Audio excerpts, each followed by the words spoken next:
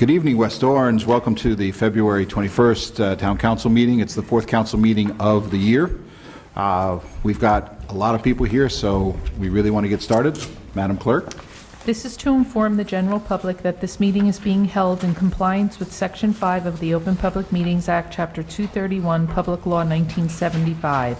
The annual notice was emailed to the Star Ledger and filed in the Township Clerk's office on November 28, 2016, and published in the West Orange Chronicle on December 8, 2016. Councilwoman Castellino? Present. Councilman Guarino? Present. Councilwoman McCartney? Present. Council President Kukoviac. Present. Mr. Gross, is Mr. Sayers coming behind you by any chance? He's not directed. Okay. So for those of you who have the agenda tonight, we're going to go a little bit out of order so we can make sure that all the people who need to be here on our side are here to hear not only the presentation by Ms. Bishop, but also all of the comments and questions that that you're likely to have. So I'd like to just start this evening's agenda with council liaison announcements. Is there anybody that's ready to go? Yeah. Okay. Councilwoman, please. Okay, a lot of great events coming up. This Sunday, the 43rd annual West Orange Unico Scholarship breakfast, sports breakfast at West Orange High School at 10 a.m. Tickets, I believe, are $10 per person, and there will be a sports guest speaker as well as honorees from various high schools, not only West Orange High School, but the high schools in the area, gathering sports, getting recognition for their sports scholarships for this last year. And Monday, the March 6th, the West Orange Public Relations Commission will be hosting our second annual Residential Realtor Open House. It was a great event last year. Over 95 realtors attended. It will be held at Liberty Middle School at 9 a.m. The mayor and Superintendent Jeff Rusky will be on hand to answer questions and give a presentation, all things township and the school district. And if you are a realtor that sells residential real estate, please, we hope you're available. Just contact the mayor's office because it is an invitation-only event. The various realtors in the area have been contacted, so if you have not received an invite, please reach out to the mayor's office.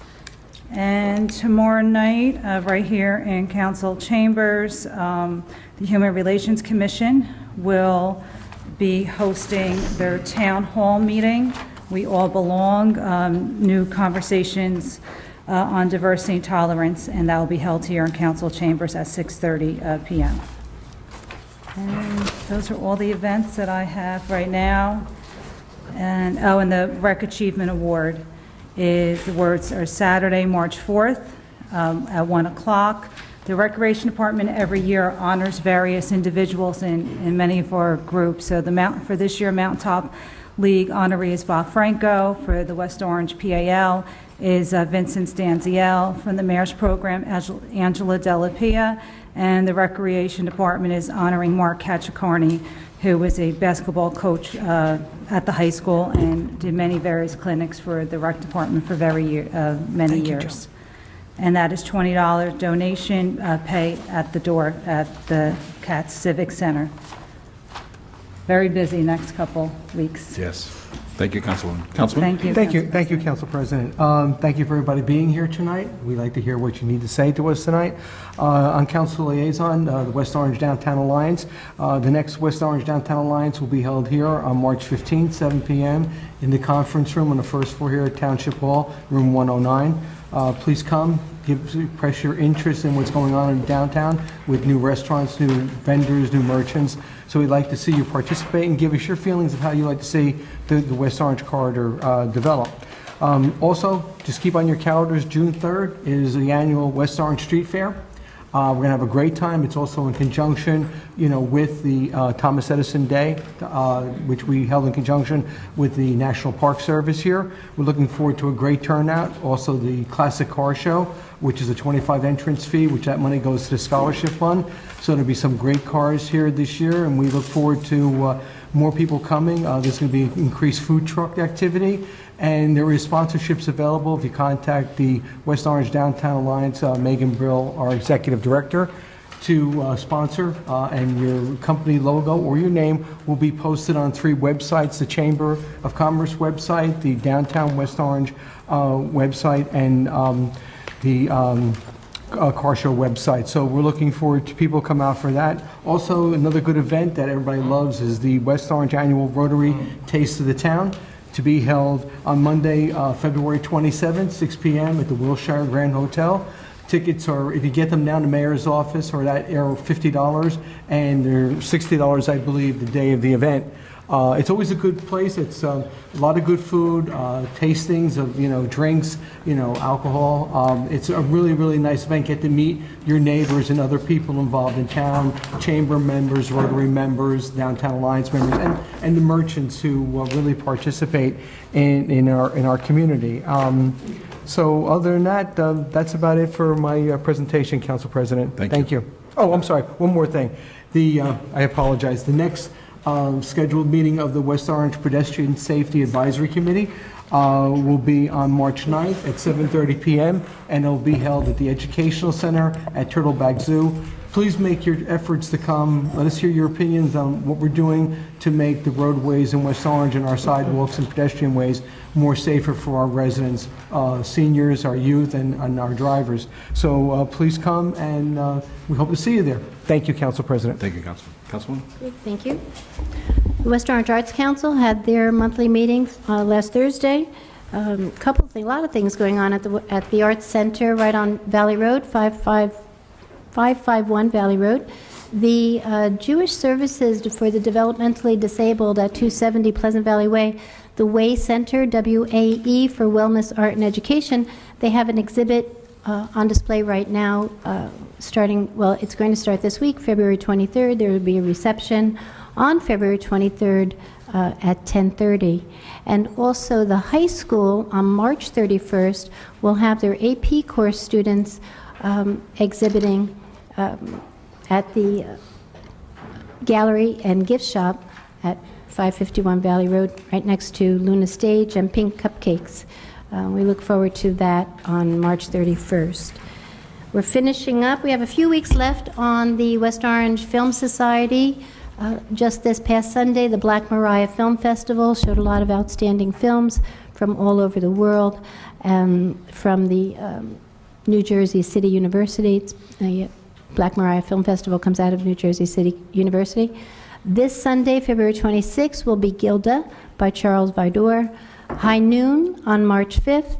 These are all at 2 o'clock at the AMC Theater, and Ran on March 12th at 2 o'clock. Usually they have guest speakers that come and discuss the films afterwards. On the plan, you mentioned the rec and having their honorees. I wanted to say congratulations to the 2017 Parade Committee. March 12th is West Orange St. Patrick's Day Parade. I forgot what year it is. I think the 64th or something. 66, thank you. Our Grand Marshal this year is Kevin Kinney, and the Deputy Grand Marshals, Mr. Robert Hohen, Marion Cardis, and Gwen Glazier. They had a beautiful investiture on Sunday evening up at Mayfair Farms to induct everyone. And a few years back, I'm going to mention this, the West Orange Planning Board approved an application on Central Avenue for the old Harvard Press building. My grandfather worked there, I don't know how many years ago. It's been abandoned in 50, so, and he worked there for many, many years. That we have an approved building, and they broke ground on the orange side for an apartment building, and the council just recently made that area, designated that area in need of redevelopment, and we're hoping to very soon break ground on the West Orange side to open that up and start redeveloping that. And we have our eyes on the prize with the train station right there, that hopefully to create that transit village right by the Highland Avenue station. So we're looking forward to that. I can talk about that. I think that's all I have, a pile of stuff. I think that's all I have. Thank you. Sure. And just to follow up, I have invited, or the council has invited, Mr. Joseph Alpert, who's the developer of the project down there at Harvard Press, to come to the next council meeting to do a fuller presentation to give us a little bit more detail than we can give here in Council Liaison announcements. Just so you know, Councilman Cirillo has been detained on business, so he says he will be here, and hopefully he won't have too many Council Liaison announcements. I just wanted to say that the Friends of the West Orange Public Library had their meeting last night. First, we were snowed out at our first meeting, and then we were flooded out of our second meeting over at the library. I see Mr. Cubey here, so perhaps he could talk a little bit more about that. Anyway, at the meeting last night, we presented the 2017 plan of all the activities that we're planning to do. It should be up online in a couple of days. Our next meeting the meetings are typically on the second Thursday of every month. This meeting will be the next meeting will be March 9th at 7 p.m. at the library. It will be conflicting with the Pedestrian Safety Advisory Board, so I hope you choose your spots wisely. We continue to get action online for people who want to join the Friends of the Public Library online. And also to make donations, if you'd like to, you can go to WOPL, WestOrangePublicLibrary.org, click on the Friends box at the top, and away you go. Mr. Sayers. Mr. Sayers, would it be okay if we asked you to give your presentation on redevelopment now? That way we can then bring Ms. Bishop up to talk about affordable housing, and then that will keep her presentation closer to public comment when I think people are okay. I'm fine. As you Thank you. can see, things are going well downtown. Actually, they're now working on the weekends, which they haven't been doing for a long time, so they're trying to move the project along. The weather's been nice. Yeah, the weather's been nice. And the windows are going in, as you can see, the R over R, they're trying to finish up. So they're doing pretty well. Can we schedule a tour? Excuse me. Please go ahead. I just wanted to schedule a tour again. I know it's been a few months, but Yeah, just give me a call, and I'll call Mr. Terrell, and he'll set that up. Great. That's no problem. We won't have to. For those of us who were not at the mayor's recent State of the Town address or haven't seen it online yet, he mentioned that some of the units for the Edison lofts are going to be available before the end of this year.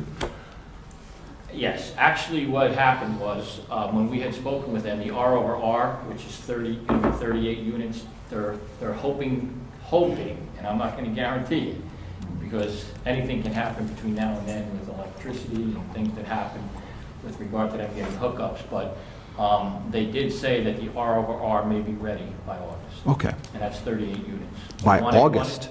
Not by August, by the end of the year. I'm sorry. By the end of the year, and those are 1 and 2 bedroom units. Okay. A mix of 1 and 2 bedroom units. So does that mean the commercial component underneath would be ready as well? I would think so. I would think that there's no way they're going to rent them out without the commercial space being done also. I don't know the exact answer to that, but he did mention to us about the R over R, definitely. And he said if everything runs well, they should have something ready by the end of the year. If you could ask them, that'd be great. Sure, And then let I us can find that know out. when they'll be filling the storefronts up. That would be great information to have. Sure. Thank you, Council President. Mr. Sayers, any marketing materials being developed yet or available yet? I have not seen any. I can find out, though. Okay. I have not seen any yet. Okay, I'd like to get an idea what the marketing package will be and any visual items that we could start using, Sure. for that. So thank you very much. Is there anything new on the $6.3 million in bond financing for as part of that? So I was on some conference calls on Friday, and we're trying to get our financial advisor, Mike Hanley, with Northwestern, to hook up with Prism's financial advisor. It's my understanding yesterday was the holiday. As of Friday and yesterday, we had not gotten the numbers. So the short answer is, as I mentioned at the last meeting, we want to get the numbers. We want Mr. Hanley to validate the numbers, and then we want, I think his name is Eric Keller. He's the architect or professional engineer. Who's the engineer? I'm sorry. and he will have to sign off on everything. So the short answer is, not one penny has been dispersed, nor will one penny be dispersed until we have everybody sign off. Sounds good. How about the status of Phase 2 and Phase 3? I think at the last meeting you said, I recall that you had said that there wasn't going to be a whole lot of change in terms of what was planned to be constructed in Phase 2 and Phase 3. And I just wanted to make sure that was correct, because if it was, then I'm not sure why we're having discussions, or why we would be having many more discussions on Phase 2 and Phase 3. Well, Mr. Train. So I think that the short answer is because we need a further redevelopment agreement that deals with those phases. And part of it was with Ms. Bishop's involvement that we need to have the affordable housing component, which is set forth as the number, I think it's 67 units, that the timing that would come online and the methodology be spelled out. So that is definitely why I pushed for the meeting that we talked about 2 weeks ago. We expected a follow-up meeting last week. It did not occur, and we're hopeful that there will be a follow-up meeting later this week. But it's basically to document the sequencing, and as you are aware, they've always indicated that they're going to be asking for a, what I understand is a non-recourse RAB bond for phases 2 and 3. So we've said, well, why don't we deal with, as you referenced, Council President, that $6 million number, and then why don't you show us the numbers on this so that Mr. Hanley can start to do the analysis. So that's where we're at, and that's why the meeting, I did not hear any other requests that were brought up in the one meeting that has happened. We're hoping we will have, quote, numbers immediately. And just to clarify, what we were speaking about is the bonds are going to reimburse expenditures that are made for the project. So the first thing you got to do is put together a list of the expenditures, make sure that they're qualified under the law for reimbursement and under the bond documents, and then move forward with that. So just infrastructure, yes. Yes. And that's a nice segue into the last element of our conference agenda. Ms. Shirley Bishop, who is our long-time expert consultant on affordable housing, is here to give a presentation, because those of you who are following affordable housing know that a incredibly complicated and complex subject keeps getting more complicated and more complex, and it's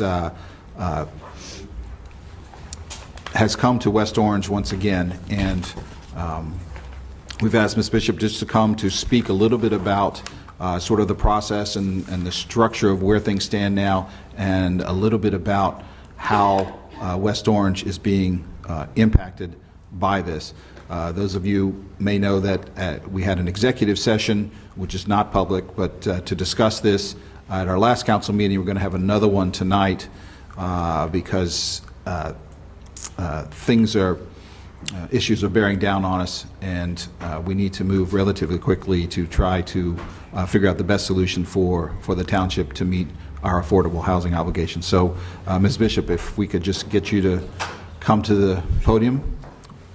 Thank you very much. And Council President, it might be helpful, since we all know that Ms. Bishop has as you indicated, a lengthy history not only with the township, but with the Department of Community Affairs and in affordable housing. Maybe if you would, Ms. Bishop, start with giving you a little background. My background. I have a master's in city and regional planning from Rutgers, the State University. I'm a licensed professional planner.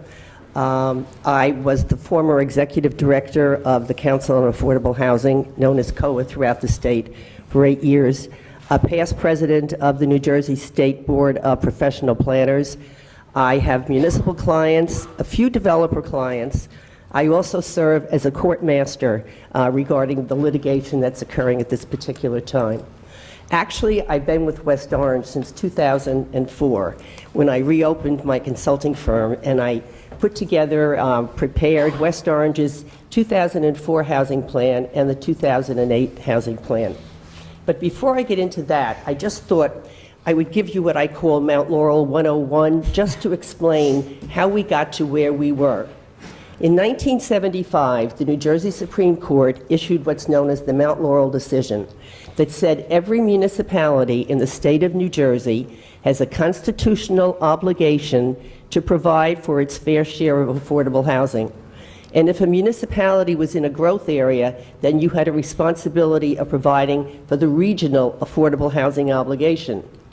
Well, needless to say, developers were suing municipalities for what's known as a builder's remedy, whereby in exchange for a higher density, meaning more houses than the current zoning permits, they in turn, the developers, would provide a set-aside for low and moderate income housing. And this was going on from 1975 into the 80s. And the town said to the Supreme Court and to all of the courts, you have got to give us something, some way of being the determinant of our own land use regulations.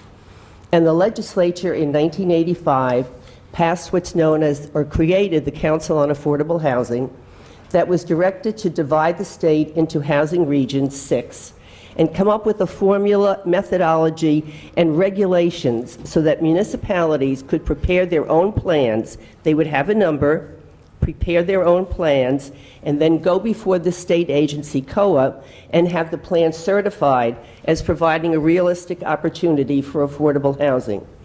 Now, West Orange did this for the numbers came in rounds, and West Orange prepared a plan for round 1. Your plan was certified as meeting a realistic opportunity. Then you prepared a plan for round 2. At the same time, COA also certified that plan as proposing a realistic opportunity. And you've completed all of your prior round or second round numbers and obligations.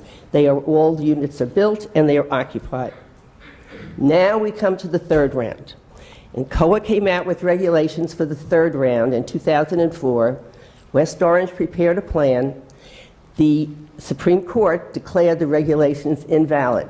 So COA went back to the drawing board, prepared another set of third round obligations, and towns again prepared their plans.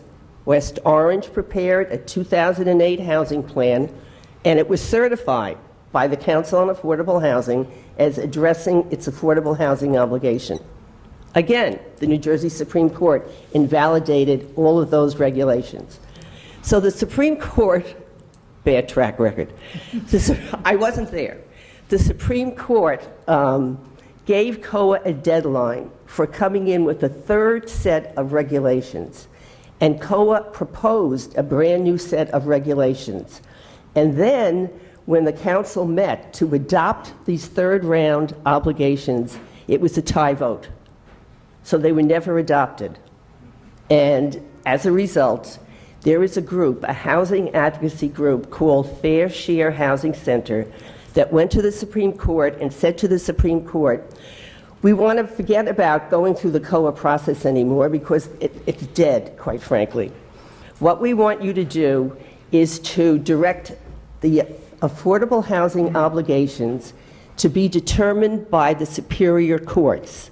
And they gave, this is the New Jersey Supreme Court, the law of the land, gave the direction of determining a municipality's housing plan as being compliant, gave it to the Superior Court. Even though West Orange had a certified third round plan, that Supreme Court decision negated the certified plan for West Orange, as well as all of the other municipalities that received certification. All of the towns then were given a specific period of time to file what's known as a declaratory judgment action, whereby West Orange asked the court to take jurisdiction over its affordable housing obligation so that West Orange would have a period of time to put together a plan that could receive approval from the court. Meanwhile, Fair Share Housing Center hired a consultant to put together new third round numbers for every municipality in the state of New Jersey, I'm sorry. And I think we have to understand that the numbers, because they're a housing advocacy group, the numbers will be high numbers for the municipalities, because from 1999 up until the present, there has really been no affordable housing obligations that the towns have moved forward with because of all of this uncertainty over the Supreme Court invalidating the numbers. So West Orange filed a declaratory judgment action asking for the court to take jurisdiction. It was done as a protective measure. If West Orange did not do this, West Orange could be vulnerable to a builder's remedy lawsuit, whereby a developer could come in and say, West Orange is not meeting its constitutional obligation, and we have a site, and if you give us a higher density on that site, in return, we will give you an affordable housing set-aside. Fair Share Housing Center gave West Orange a third-round obligation from 1999 to 2025 of 1,362 affordable housing numbers. And that is the number that Fair Share Housing Center gave. And I think if you talk to the other municipalities in Essex County, they also have very high numbers, because of course the data that Fair Share Housing Center utilized was the data that would generate high numbers. So what happens now? A developer builder can intervene in this particular court case, in fact, in any of the court cases. And throughout the state, you have developer builders who are filing as interveners and saying, I have a site that can meet all the criteria, but I just need a higher density, and in return, I will give you a set-aside. Garden Homes filed such an intervener status result. They have a standing participation in mediation, as well as Fair Share Housing Center. When Fair Share Housing Center went to the New Jersey Supreme Court and said, we're filing a motion in aid of litigants' rights because we don't believe COA can do anything right now, they received what one judge called anointed status. Their numbers are the numbers that are being negotiated in mediations throughout the state of New Jersey. There is litigation going on in Mercer County to see what another consultant is coming up with, but that's still ongoing and will probably take several more weeks, and who knows in the process when there'll be a determination. But Garden Homes is now a participant in mediation.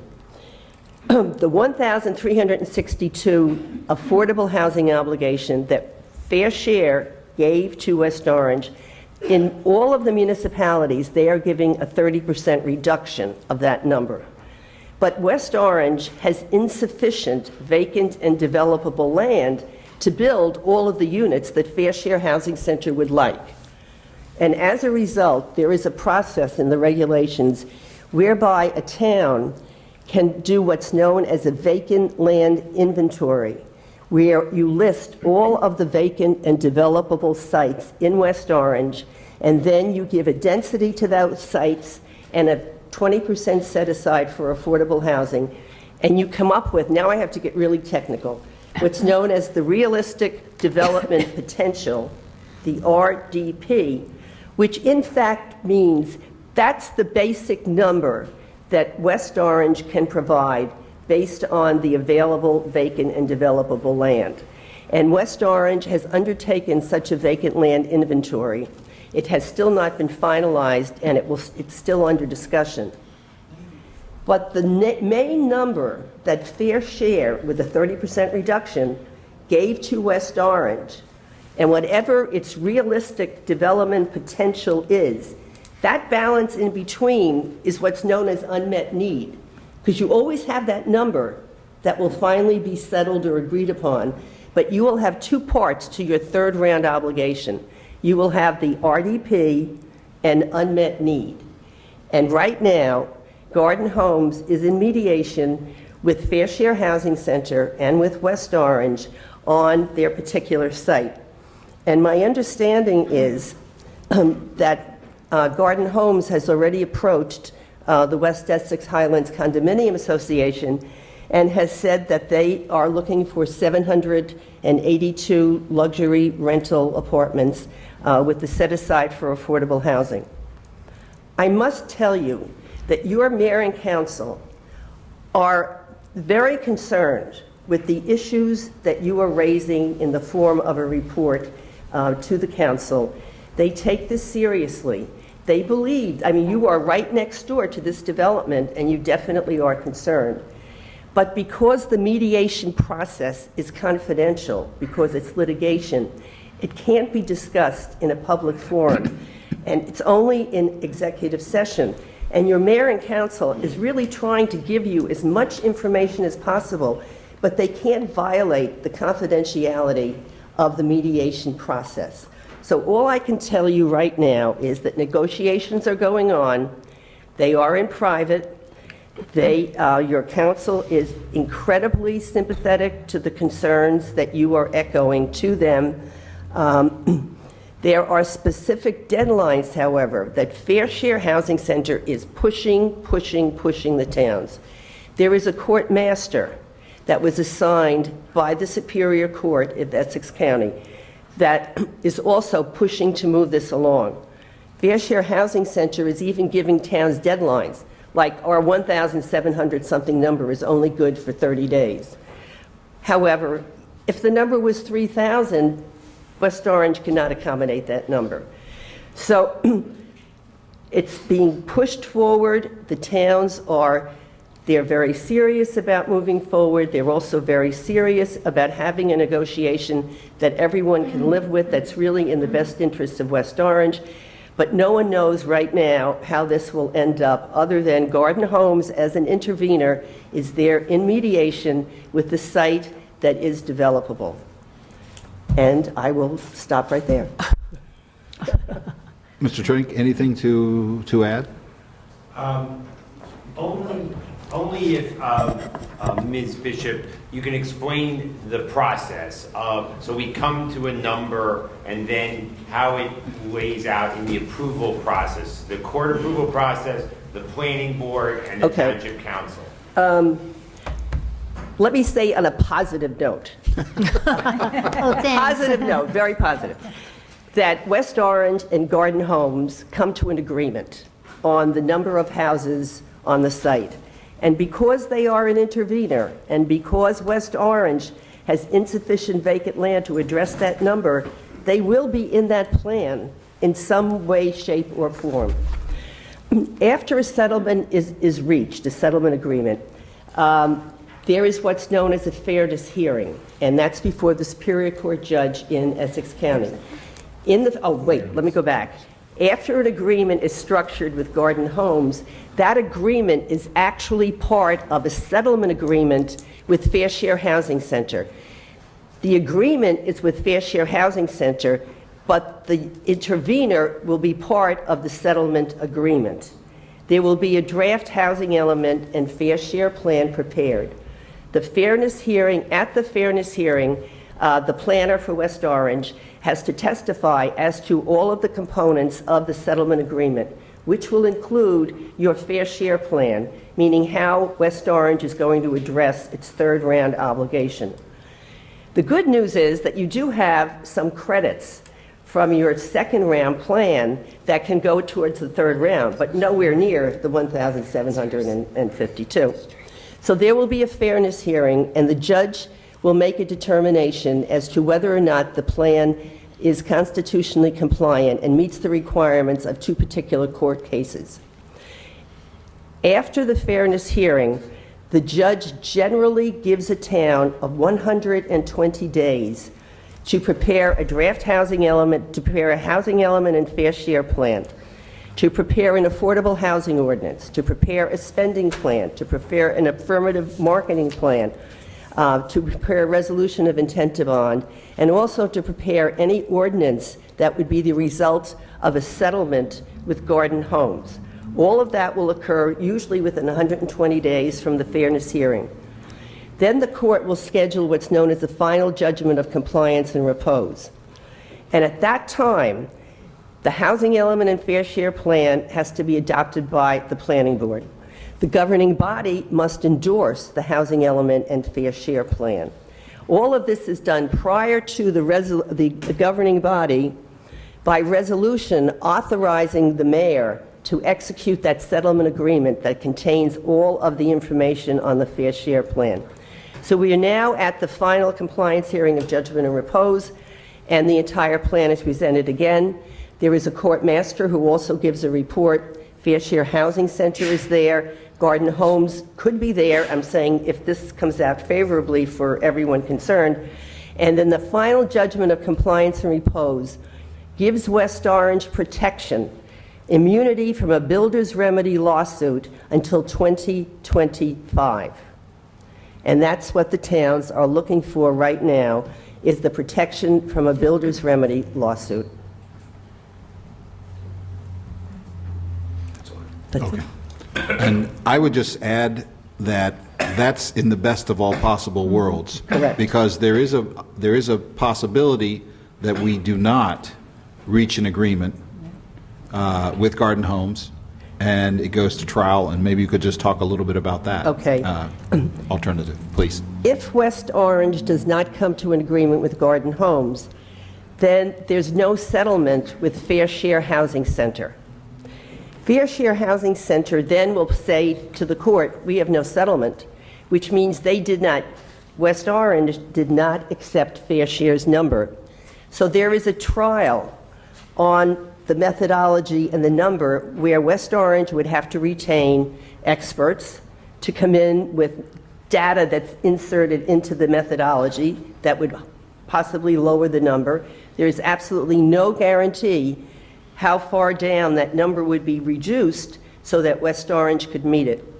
It's very costly, it's very extensive, it's draining on the municipalities, and the expectation is that there will be some type of a settlement, but again, if it falls apart, you have to realize that you will be in a costly, expensive, and time-consuming process.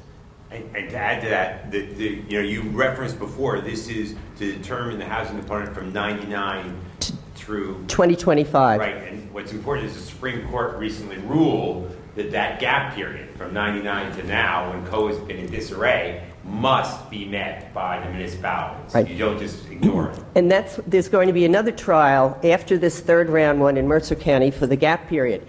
Right now, Fair Share's numbers, that prospective need of 1,700 plus, includes the gap period. So they are not going, if West Orange settles, the gap period is a non-issue for West Orange. And any other court decision that comes after West Orange receives a final judgment of compliance and repose is moot for West Orange. Once you have that, you have protection until 2025. So you can see that there's a great deal of pressure on the township and the governing body to try to come to some settlement that's in the best interest of everyone. Is there anybody on the council who'd like to ask Ms. Bishop any questions or make comment? Please, Councilman I have a Cirillo. question. Welcome. Thank you again, Ms. Bishop. You're welcome. We have one of the best in the state. I can Thank tell you you. from experience. If let's say we entered into negotiations regarding Garden Homes, and an agreement is agreed upon, would that comply with all our affordable housing or obligations that Fair Share Housing has outlined, or are there still additional units that we need to get to? Is that just the beginning of us getting to that threshold that Fair Share Housing has outlined? Well, once you have that RDP, Right. and there's a plan prepared for that RDP, then that number is set. Then with the unmet need, what Fair Share Housing has been requiring in all towns with vacant land adjustments is that there be a municipally-wide ordinance that states that if there is any residential development proposed in a municipality, that they set aside 15% for affordable rental housing and 20% for affordable for-sale housing. They are requiring that in all of the towns with vacant land adjustments. Okay, so we would be pursuing an RDP? You're definitely pursuing an RDP, and that number has not been solidified yet, because it takes into consideration, say if you have attractive land, it has steep slopes, environmental constraints, well, not all of that acreage is developable. So the court master is checking all of the inventory that West Orange presented to make sure that whatever that RDP is, West Orange is protected. And then, but the unmet need is the uncertainty. In Middlesex County, one of my clients had a vacant land adjustment, and the judge assured the town that they were protected, and it's right in the final judgment, protected from any builder's remedy. They were immune from that particular lawsuit because they had complied. Terrific. Well, thank you for Otherwise, clarifying that. why would you go through this? You would have to comply with 1362, Well, that's the initial number the that they... initial number, right? Thank you, Council President. Anybody? Well, I think I just wanted to clarify what Victor was saying. That Victor's saying is that this obligation is not solely West Essex Highlands, though that's the most attractive land, that we are looking at the entire municipality with the vacant land, with other sites. We mentioned Prism. Yes. I just mentioned Harvard Press. Right. You know, so we have other sites that will absorb some of these numbers. That is correct. Okay. And we always, the rehab program, which And has the been a rehabilitation program. Major. focus of Ms. Bishop and the township for many, many years. Right. Which is separate and distinct from the new construction obligation. Can you Explain, address that? okay. Okay. Thank you. The fair share numbers, they're divided into three parts. The first part is your present need. Present need would be your substandard housing that are currently occupied by low and moderate income households. West Orange has an ongoing rehab program. It has for many years. It's very successful, and addressing that present need number will continue. And when Mr. Trank alluded to the gap period, the courts have now said, the Supreme Court said, that not only does the present need have to have your deficient housing number, it now picks up the gap period from 1999 to 2015. So when you, it's not the, you know, it's not the train with the gap. When you hear gap period with affordable housing, it's the affordable housing obligation from 1999 to 2015 that was really never addressed because COA never acted. The third number, which is the high number, and the second number is your prior round. You were certified, you completely finished all of those numbers. The third one is your prospective need. So it's present need, prior round, prospective need. And the prospective need in the fair share number of 1,700 plus runs from 1990. You mean 1,362. Okay, Right? I'm sorry. No, Oh, you're right, I was it's looking bad at enough, I don't wanna- 1,362. However, the reduction brings you down to 953. Right. Wow. Right. Okay. Sorry. That's right.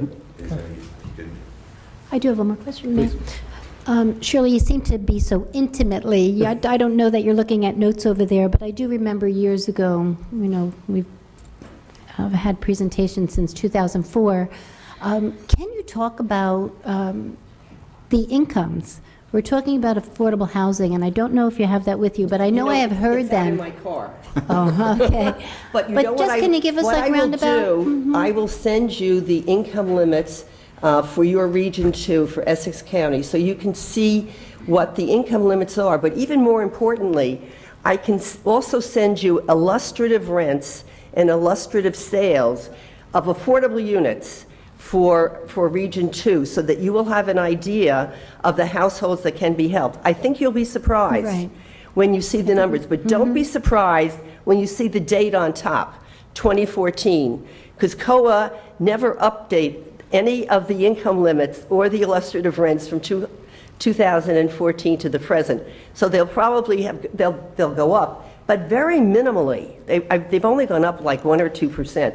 But you'll see them for Region 2, so you'll have an idea of who the people are and what the rents or the selling prices would be. Thank you, because You're we welcome. were surprised to see that, Yes. what the incomes are. Anyone else?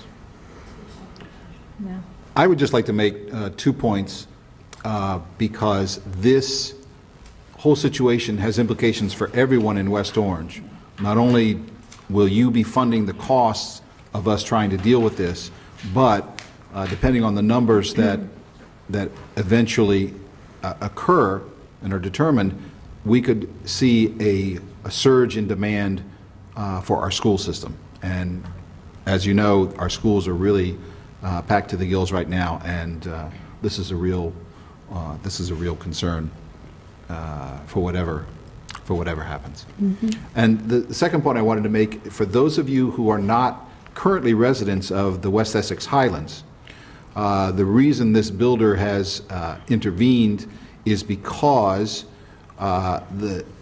it has been frustrated for many years, I don't even know how many years, in trying to develop that property. And it is, I think, pretty much acknowledged as the single largest developable piece of land left in West Orange. So for those of you who aren't familiar with this, West Essex Highlands is a development off of Eagle Rock Avenue. Thank you. And the residents of West Essex Highlands have been living with this for many years. They literally live adjacent to this property, and it's a beautiful property, and they have really worked hard to try to preserve that property undisturbed. And just to add to your comment, Council President, on April, this litigation and issues with regard to development go back past the 20 years that I've been town attorney, but specifically on April 10, 2008, so that's 9 years ago, the Honorable Donald S. Goldman, Judge of the Superior Court, did rule in one of the pieces of litigation, and Judge Goldman's now been retired for many years, that this property is developable and will be developed. So that law is the law with regard to this site. So are there any other questions or comments from the council or from administration? I do just Please. one.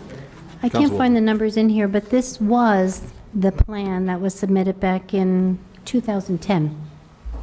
It was denied by the planning board. And we did mention that there are 120 acres there. You mentioned steep slope. There are 25 acres of steep slope. There are over 30 acres of wetlands. So it brings the numbers down, and also our master plan, the update on our master plan, asks for a set aside for usable open space as well. And we also have ordinances that require buffers. So I'm trying to make it sound a little bit better that it comes down to about only 64, 65 acres out of the 120 that are actually developable. That sounds like good news. So what we're going to do at this point is close the conference agenda portion of our meeting, and we're going to ask Ms. Bishop to stay for the public meeting, in which one of the first things we'll do is public comment. And so anyone tonight who wants to ask questions or make comments can do so, and if there are questions presented, we will certainly try to answer them. So, Council President, just so this can hopefully go smoothly, what I would recommend is obviously Ms. Bishop will stay. Why don't we let all the public make their comments? Ms. Bishop and I will take notes, along with, I'm sure, many people in the council, and then at the end, Ms. Bishop will come back and attempt to answer every question she can that we don't need to address in executive session. So I'd rather not do like a deposition. That would be... Oh, definitely. Yeah. For those of you who don't know how our public comment works, you come up to the podium, you have 5 minutes to make your comment or to ask your questions, and then at the conclusion, after everyone has come up and made their comments or posted their questions, then we will attempt to answer them. Does that? Yes, does that's get, okay. nice. I Okay. to do it that way, or it's just So in addition to this, during the public meeting, we're going to have an executive session to discuss all of this. And that executive session may be a long time. It may be up to and over an hour. So what I'm wanted to just propose to the other council people is that we move or make sure that we cover all of the rest of the business of the council meeting and then go into executive session. And of course, if any of you want to stick around for when eventually we get back, we'll certainly have some minimal comment. But that way, anybody who's here to see any other portion of the meeting, we can get that done and won't have people waiting around for a specific part of the meeting. Does that sound good to everybody? the flip of it could be we could do all the comment on affordable housing, and then Ms. Bishop will respond to what she could in public session. Then we can take the executive session on affordable housing. And then we come back and have another public comment on everything else. Oh, So that way, okay, so again, Ms. Bishop did travel from quite a distance, and she is on the clock. So since I assume most people are here on that issue, we could address that. And then if you have anything to report after we come back from executive session, you can report, and then we'll call it the Affordable Housing West Essex Highland people could depart. okay, I misunderstood your earlier comment, and I think this is a good idea if the council agrees. So you want to Open move to... public comment Okay. once the Madam Clerk says it's okay, and just ask people to only comment on affordable housing or West Essex Highland, these issues. Well, I know there's at least 2 people who are coming to speak at public comment who are not going to be talking about West Essex Highlands, and I want to make sure that they could... They will Well, come back after we go. Yeah, we'll do a second public comment. You're allowed to do that. Okay, so they're the ones that are going to have to wait around. Okay. Should we ask Mr. Puglisi? He can wait, he's on the phone. Okay. Yeah, I can see he's already working his phone. So if we're agreed on that process, then we'll close the conference agenda. Madam Clerk, please. This is to inform the general public that this meeting is being held in compliance with Section 5 of the Open Public Meetings Act, Chapter 231, Public Law 1975. The annual notice was emailed to the Star Ledger and filed in the Township Clerk's office on November 28, 2016, and published in the West Orange Chronicle on December 8, 2016. Councilwoman Castellino? Present. Councilman Cirillo? Present. Councilman Guarino? Present. Councilwoman McCartney? Present. Council President Kukoviac? Present. Will everyone please rise for the Pledge of Allegiance?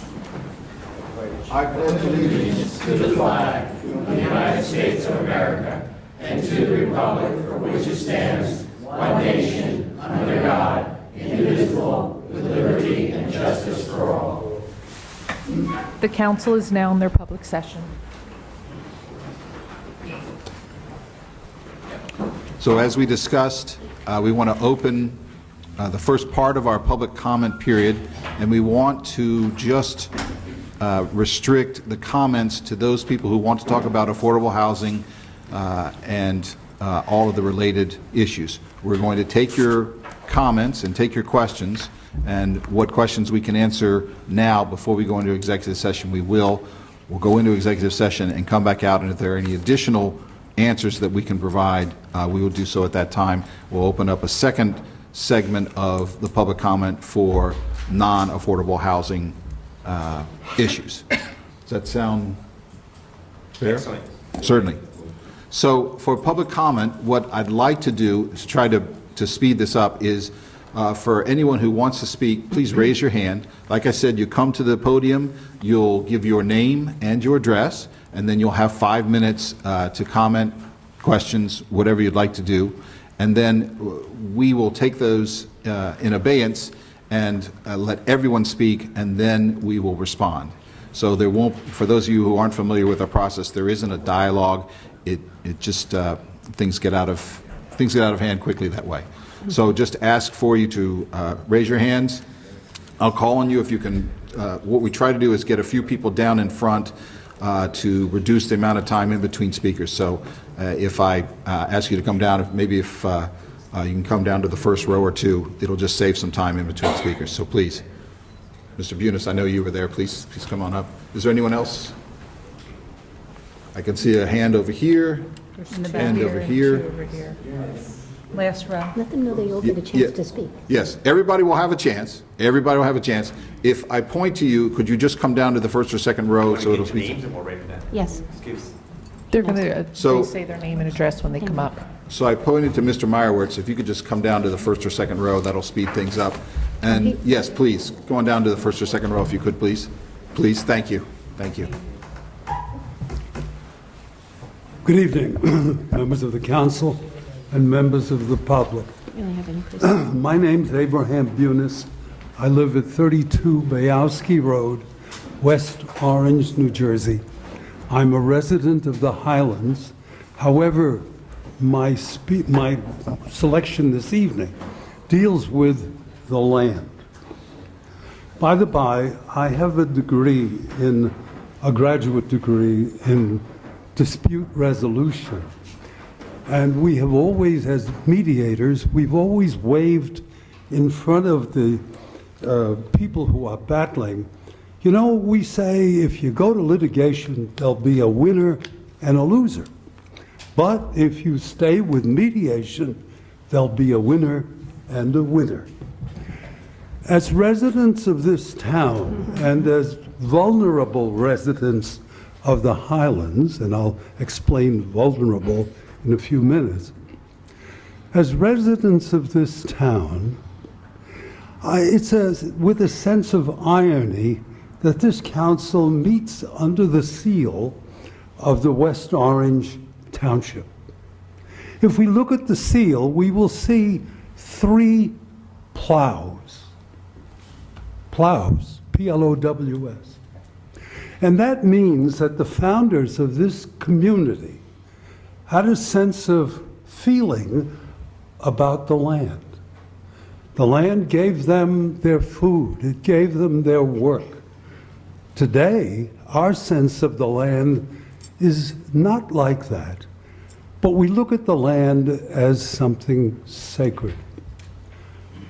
I live, together with my wife Janice, on the edge of 179/32. We marveled. I walked the land a few years ago, and no sooner did I lose sight of my house through the trees, there was a slope. And that slope was not a 2 for a penny slope. To build whatever number of units that Garden Homes wishes to build on that land will require a destruction of the steep slopes so that they can build on it. We live directly underneath the steep slope so that we can get flooded. The steep slopes and the meadows in front of it offer a home for trees, a home for animals that are on the endangered species, and a waterlands that feeds the Canoe Brook. To build on that land offers a problem for the people and for the town, simply because flooding doesn't just happen to the people living underneath it. Flooding deals with the town itself, and people on Pleasant Valley Way, as well as people on Eagle Rock Avenue in the Grand and Pleasantdale Chateau, will receive flooding.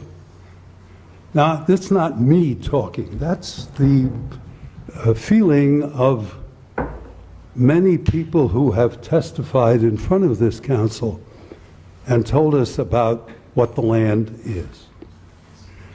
I ask that in your deliberation, I ask that in your, I'm watching, I ask that in your discussion, that you keep in mind the sacred history of this town, as well as the results of what building can do to the town itself. Thank you. Thank you. Please. Thank you. My name is Francine Astor, and I live in the Highlands on Luff Lane. I am relatively new to West Orange, and this is not my first town council meeting. It's actually my third. And I wanted to make a comment that I'm impressed that each of you have spoken to us in such a way that leads to the inescapable conclusion that you really do care about what's happening and the potential for destruction in my backyard. And I appreciate that. I thank each and every one of you for even taking your time out of your own personal day to listen to us and to understand what we're going through. What Abe just said is very touching, and it's very meaningful, and it's true to the nth degree. I look out of my bedroom, I have a sliding glass door onto a beautiful deck, and I see a huge slope on top of which is a forest. We have every animal, every bird imaginable. There was a study done many years ago that I read about, commissioned by Joe DiVincenzo. And he talked about all of the potential for destruction of wildlife and of the beautiful scene that I do see. I can only imagine what will happen to my backyard. I have a raised ranch, so my bottom level is kind of like a basement. I can only imagine what will happen if the development occurs. I have just been to the town to ask them what I can do downstairs to improve my little downstairs area without my taxes being raised, and what I need permits for and what I don't need permits for. And it's going to cost me a couple of quarters that I would rather not have to spend and then see the efforts of those destroyed because Garden Homes is coming in. I think we have to ask ourselves, how come, and I don't know, I have to do some research, and I will. I'm an attorney, so thank God I have sufficient search engines. But what my question is, why, when they originally made a deal with the town council, whomever the people were at the time, for development, did they limit the number to 300 units? They knew they had that property back there. Why didn't they develop that? Why didn't they ask to develop that? Did they ask to develop that? I think we have to go back and look at what we call in the law the legislative intent of the town council of West Orange and Garden Homes at the time. What were they trying to accomplish? Were they waiting for this day to come? Did they envision a Mount Laurel? My other question is maybe more directed at Ms. Bishop, and one of your comments, thank you for coming and for being here in the evening, if you traveled a long distance, by the way, is, and Mr. Krakowiak, or Council Chair Krakowiak, excuse me, if I mispronounced your name, I'd like to, just by little things that I picked up on, the attorney memory cells in my mind are going back to law school. And I have a question. You said, sir, that you are under the gun time-wise, and you said that there are some time limits that we have to worry about. Counsel, is there any undue influence being exerted by the plaintiffs upon our town officials, upon Ms. Bishop, to come to an agreement? That should not be. They're giving us so many days to come to an agreement. Come on, this is our homes. This is where all of us live, and many of us who have little children who couldn't be here. Someone made a comment, sir, Mr. Guarino, I think, about the pedestrian safety, an issue that you're worried about. I beg you each to take a ride and see how many school buses are traveling through the West Essex Highlands every day, every morning, every afternoon. How is Garden Homes proposing, maybe you can't tell us because it's part of mediation, but how are they proposing the means of ingress and egress? If, again, I'm new, so I don't pretend to know the answers, but if your time West is up. Essex, sorry? Your time is up. That was the Madam Okay. Clerk. Just so you know, we have 5 minutes to speak. Okay. You've reached your 5 minutes. If you could just tie this up in the next 30 seconds, we would I certainly we'd will. appreciate it. Thank you. What protection do our children have if they're going to be allowed ingress and egress through our own private streets? That's one of the reasons why I found this place attractive and I came here. And lastly, on our way here, we could not make a left turn out of the West Essex Highlands on Oval Road onto Eagle Rock Avenue. It took us 4 minutes, 5 minutes. We carpooled. thank you for your time, and really thank you for being here and for thinking about us. We really appreciate it. Thank you so much. Thank you. Thank you. Yes, please.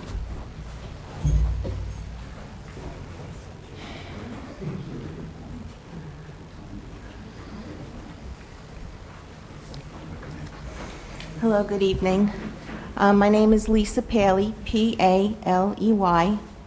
I live at 22 Bakley Terrace, B-A-K-L-E-Y. And I am not a resident of West Essex Highlands, but I am a resident of the Grand.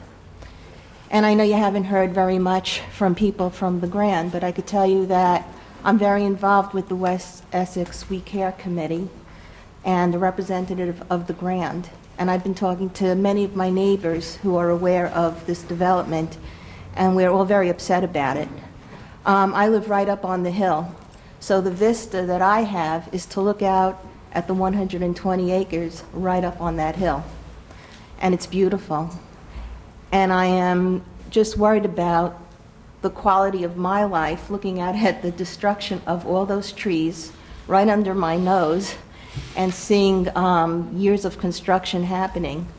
Not to mention, you know, you spoke about, Chairman Krokoviak, that the schools will be inundated with so many more students. I know I had 2 kids in the West Orange High School, and 3 of them actually, and never mind all the town services that I know that you're all aware of. Never mind all the traffic that's going to happen at the corner of Pleasant Valley Way and Eagle Rock Avenue, or down by Prospect by all the additional cars and so on and so forth. What is the quality of life? Never mind for me that I'm going to be looking at construction vehicles in and out, but for all the town residents having to deal with just the extra population of people coming in that you yourselves are going to have to do. You live in West Orange. We are all in it together. So think about it. Try to do your utmost to try to reduce either the number of housing, or like you said, if there's another place in West Orange elsewhere that could accommodate the affordable housing would be better. And, you know, just so that our quality of life is okay here, because I feel like I have to, like, move, and I don't want to because I love where I live. I moved from Brooklyn where there was no land, and now I'm living in the suburbs, and again, there's going to be no land. I don't want to feel like I'm being pushed out somehow that way. So thank you for listening. Thank you. Did you want to, I pointed to you first. Did you want to, yes?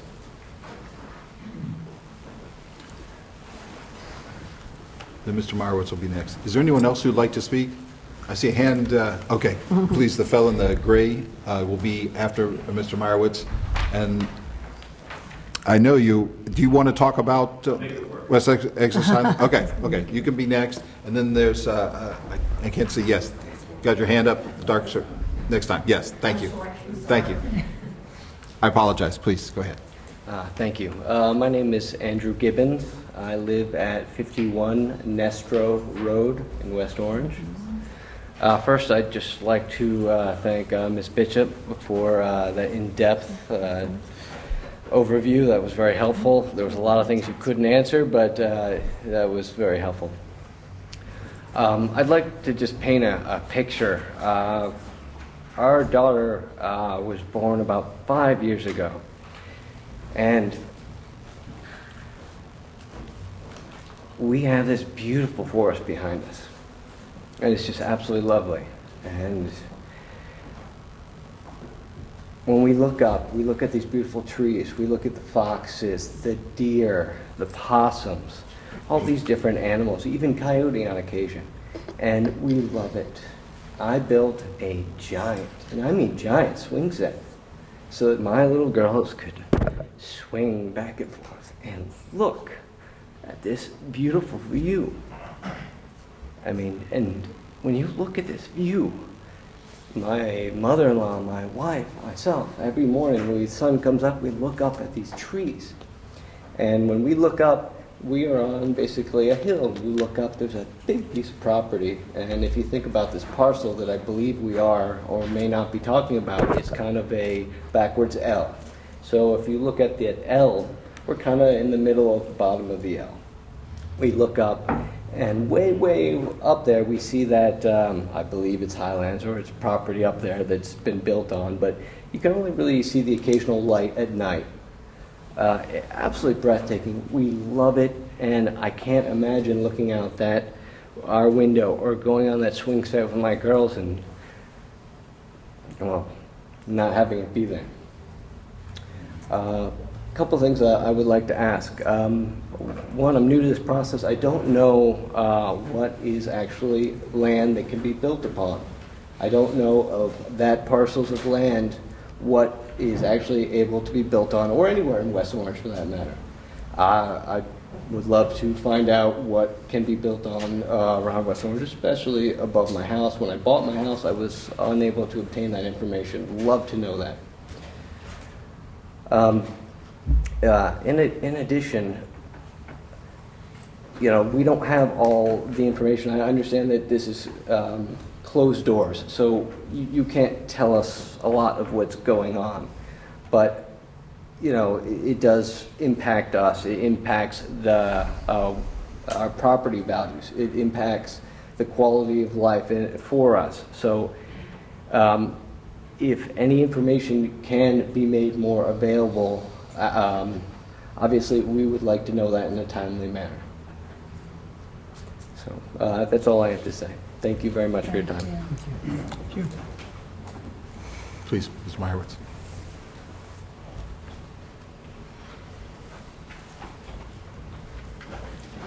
Hi, Mark Meyerowitz, 19 Howell Drive. There are two issues here that really bother me, and the first one is who is Fair Share Housing Center, and who turned them into God that they could come and dictate to every township in New Jersey? It seems crazy to me that this organization could just get standing in a court and be handed carte blanche by a court to dictate to all of us how our towns should live. As a resident of West Orange, I know that I would like to challenge this Fair Share Housing Corporation standing. I think they should be thrown out and let what is happening in our township be determined by the people who live in the township. And I would be very happy if the Township of West Orange would challenge this organization in court, if you could join up with other townships maybe, and sue to throw this organization out. Now I know our township attorneys hate to lose. They hate to lose, I know them. And I think they could do a good job of getting rid of this Fair Share Housing Corporation, because they have no business telling us what we can do, where we can do it, and how we should do it. We don't even know who they are. I don't know. Are they individuals? Do they have a name? Are they, well, whatever. The second issue is with Garden Homes, and I know Garden Homes very well. I live on Howell Drive. They built my house. And the Garden Homes themselves, I think, are very lazy, because it would make sense, it would have made sense to start at the top of the development. My house is part of this original big tract, and that they developed the bottom part first, and they left the top for later. And and the reason I say they're lazy is because when I contracted for my house with them 33 years ago, they were supposed to start construction within a few months. Now, I'm on the side of a hill. Well, they never started. They didn't start it. It took a year of my screaming at them to start constructing my house because I'm on the side of the hill. And when I finally got an answer from them, and I asked them, well, what took you so long? They said, well, yours is a difficult property, so we didn't want to do it. They're lazy. And it's their fault that they started with the easy plots of land and they ignored the top, which is more difficult. Now, when we bought our house, that land, we were told that that would be single-family homes like the bottom of the property. And I don't see any reason why that should change. I don't see any reason why Garden Homes should roll West Orange over so that they can get more units to sell than they have now. 33 years ago, 35 years ago, whenever this was agreed to, they agreed to single-family homes, and we should hold them to that. Just because they screwed up their building methods doesn't mean that the entire township should pay for that. They could make plenty of money in single-family homes. They don't have to be chazerim, you know, they don't have to be pigs about it. So I'm hoping that the town council, our town attorneys, and the mayor get as riled up about this as I am, because we have two injustices being done that are being done against the citizens of West Orange. One is this Fair Housing Center, Fair Share Housing Center, who seem to be dictators, and Garden Homes, who seem to be wanting to take advantage of all of us for their own benefit. Thank you. Thank you. Please.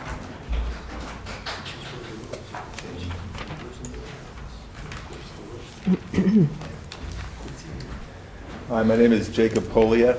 I'm at 41 Rosemont Terrace. I'm also not in the Highlands. Can you spell your last name? Sure. Poleyeff. Okay. On Rosemont, we are on the receiving end of this property. And what I mean by that is that the theoretical problems in the raised ranch that you so eloquently talked about are not theoretical, because they're already in practice for us who live up against the side of the hill, facing the property. During rainstorms, we are inevitably, for a long time, we were inevitably flooded in our basement. There was just no getting around it. Due to some creative landscaping and some drainage work downstairs, sometimes we can now escape it. But when there are heavy rains for a while, what we see on our block are like rivers of water coming down. Fortunately now, they kind of split before they get to my house and they move them to the side. It's really a nice thing to see. And usually that protects us along with the drainage system. And in addition, what you'll also see if you go down the street will be coming down from that property, you see tiny little waterfalls that are actually created. And this is the kind of flooding that we have without any building whatsoever in the neighborhood between our block and the other side of Howell. So with all of those trees soaking up all of that water, and we've got trees and bushes in the backyard as well, we still get significant amounts of flooding. Our neighbors do. Our neighbors do, in fact, all the way down the hill past the area where we are, where we're directly up against it. It is already a problem. It is going to be an uncontrollable problem. And I don't know, again, I'd like to challenge a few things, as the previous speaker did, in terms of what we've heard. I don't know what judge has said this land is totally buildable. I see it's just totally not, at least anywhere near the area that I'm familiar with. It's craggy. Besides how it supports wildlife and everything, it does not look to me like a place where, without significant excavating, housing can go up. I don't know why it's buildable, and I think we should challenge the idea that it's buildable. I do have a couple of questions, because this was a tremendous primer on the Mount Laurel decision. I've kind of heard about it, but the things that a novice comes to mind is, number one, does any other state have something like this? I mean, are we the only ones? One. Two, same question. The Fair Share Housing Center. I flipped it on my phone while you were talking about it. I figured maybe this is going to be a big, powerful lobbying organization. It looks like it's run by 3 or 4 people, and there's an office in Cherry Hill. It looks like it's on the back of a restaurant, and I can't believe the kind of power that we're talking about in courts throughout New Jersey. I just can't believe it. It's just incomprehensible. I know I'm a novice. I don't know my way around this thing. I just can't imagine it. Number 3, you talk about protection until 2025. Well, what happens then? I mean, do we go to round 4, round 5? Does this thing ever end? I mean, forget about this parcel. pretty soon we're going to be putting affordable housing in between the houses that currently exist in the town. Where are we going to find this? Is it going to go on forever? And my fourth question had to do with the definition of buildable housing. So in the open session, I wouldn't mind those questions being addressed. Thank you very much. Thank you. Yes, please. Thank you for your patience.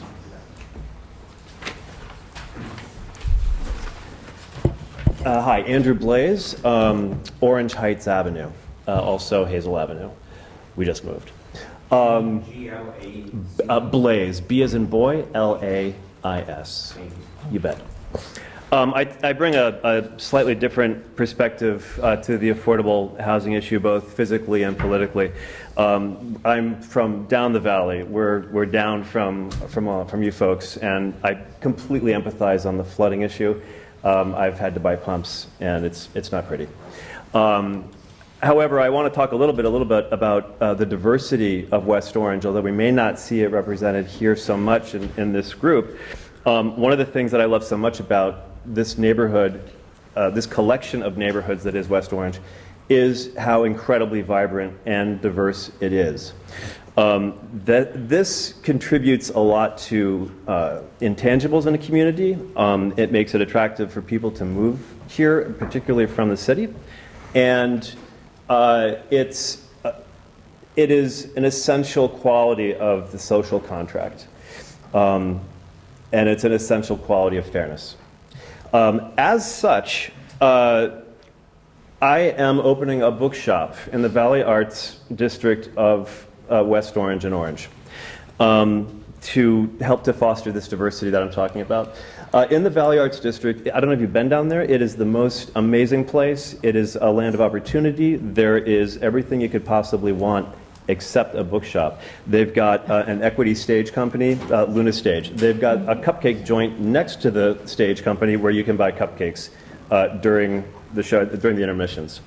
They have Hat City Kitchen, a co-op restaurant that serves amazing New Orleans themed food. Co-op owned, which is a rarity, I think, in the entire country. But they don't have a bookshop, and so I work in entertainment. I work in the city. I'm actually a lighting guy for television. I've worked at Late Night with Seth Meyers, and I'm currently on the Kelly Ripa Show. I also worked in publishing before 9/11, and after all of that went south, I went back to the biz. And having walked around the neighborhood, I see what's going on. I see the investment that people are making, the personal investment in the fabric of their community. And I said, what can I do? I feel like I can do something. I've been very fortunate in my life. The folks at Valley Arts, which is an umbrella arts group in the Valley Arts District, knew that I wanted to open a bookstore because I've been walking around talking to everybody like a crazy man about it. And so when they decided to renovate their offices into a new cafe, a coffee shop, called The Artful Bean, they called me up and said, we want you to do the books. And I said, absolutely. So it's a coffee shop that has, it has books. It has a big Haitian component through the coffee and through artisanal candles that are being sold there based in Haiti. And also they're selling the artworks and the wares, if you will, of Haitian artisans. Which the money will then get, go to those folks to support their efforts back in their home country. So, all of this is kicking off in 2 short weeks.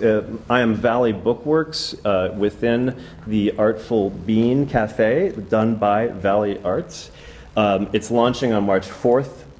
I was at the meeting of the West Orange Public Library for the Friends, of which I'm a member, when I met the president, and I'm so thankful that he said, please come and talk. There will also be, in addition to just books being there, there'll be several literary events, literary weekends that I'm going to launch between now and June. There's going to be 6 of them, where the bookshop will expand into the gallery. P.S. There's an art gallery there, where there's going to be all kinds of events, and I'm going to be bringing in authors, and there'll be evenings centered around children's books. So this time we'll do all women authors. This time we'll do politics from both sides of the aisle, folks. There'll be writers from both sides of the aisle, Because the diversity doesn't just mean the left-leaning folks. It means everybody. Because it's important to talk, it's important to discuss, it's important to understand that the diversity includes you. And that's it. So everybody loves a bookshop, and I think that's self-evident. I hope that it is. It's going to be a great project. We're all very excited about it. And please come down to the Valley Arts District and check it out down the valley. And I'm under 5 seconds. Thank you. Thank you, Mr. Blaze. Please. Mr. President, could you just remind people that we were going to focus on... Yes. That was quite a creative stretch. Is there anybody else who would like to speak? Yes, you can be next. I can see tall guy in the back and with the glasses. Did I already choose you? Did I already point you? Yes. Okay. Okay. My name is Susan Gelb. I do live at the West Essex Highlands. I've been there for 8 years. Before that, I lived in West Orange, 24 Davie Drive. I've been a very long-time resident of West Orange. I have a slightly different thing that I'd like to bring up. Not that I disagree with any of what was said previously. My major concern, if something is going to be built there, is the density. We have one way to get in and one way to get out. We already have 300 homes there. Now if they're talking about another 700 plus homes, I read some statistics, bless you, that referenced the number of trips per day for the different types of units. And we're talking about between 5 and 7 car trips per day per unit. And if you add another 780 units, or even another 300 units, we're going to have massive traffic jams there. There's no traffic light. It's a county road. I understand that. So you can request, but it's up to the county to put in a light there. The other side of this property, which is, as I understand it, only going to be used for emergency egress, I don't know why, if there are that many units, we would not like to have through traffic, but perhaps it could be divided so that at least some of the traffic goes out the other side, and not every car that goes back and forth every day has to go out through Eagle Rock Avenue, because we will never get out. If, God forbid, there were an emergency, you would have gridlock. Thank you. Thank you. Please.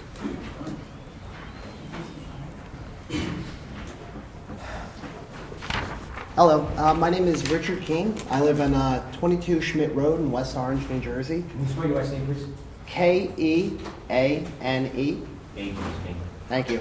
I've moved into West Orange about 1.5 years ago with my wife, and 7 months ago we had our son, and now every day one of the great joys we have in living in West Orange is opening up the window when we change his diaper and we see this fox that appears every so often.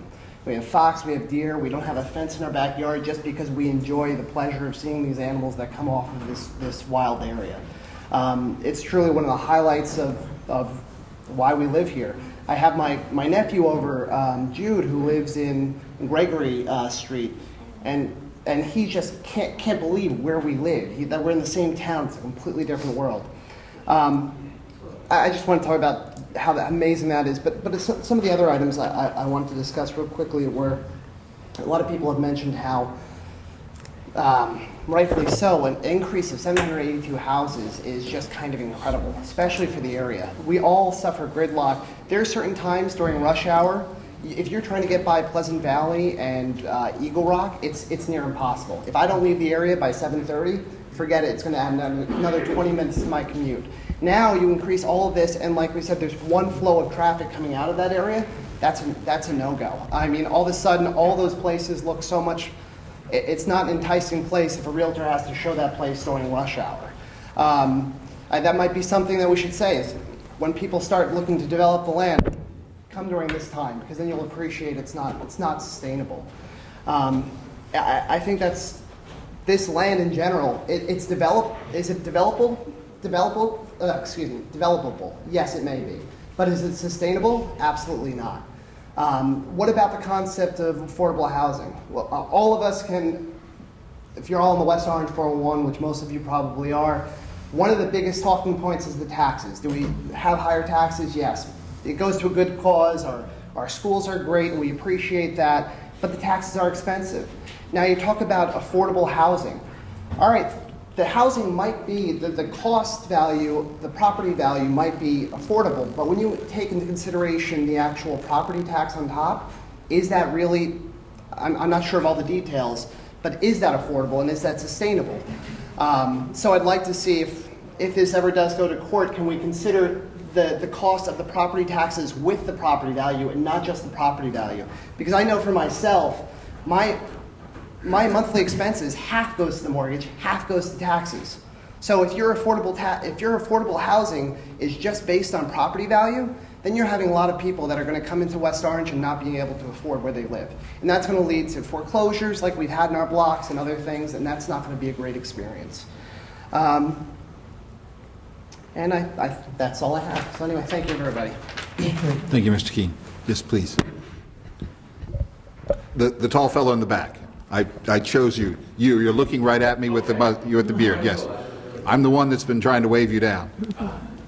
And then, is there anyone else that I haven't called on? I saw one fellow walk out. Okay, please, you'll be next. My name is Stephen Weiss. I live at 45 Nestra Road in West Orange. Stephen Weiss. There's a few quick points that I wanted to make. So about 6 months ago, we bought our house, and our backyard is obviously, as someone else mentioned on my street, that it's really beautiful because it's a big mountain in the back, and we see foxes, deers. I've never seen a coyote, but I've seen quite a bit of animals back there, and it's something that makes the area extremely attractive. It's rare to be in a suburb that's so close to New York City, yet you actually can go home and have the woods behind you. I mean, it's something that I think boosts property values. And it makes it very attractive.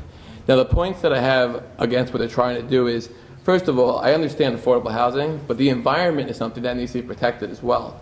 And you have this beautiful piece of land that there's some points that were made that it prevents flooding. I used to work when I was in college at a hotel near Wayne, New Jersey, and I saw what flooding did to people firsthand. During Irene, during Sandy, it was terrible.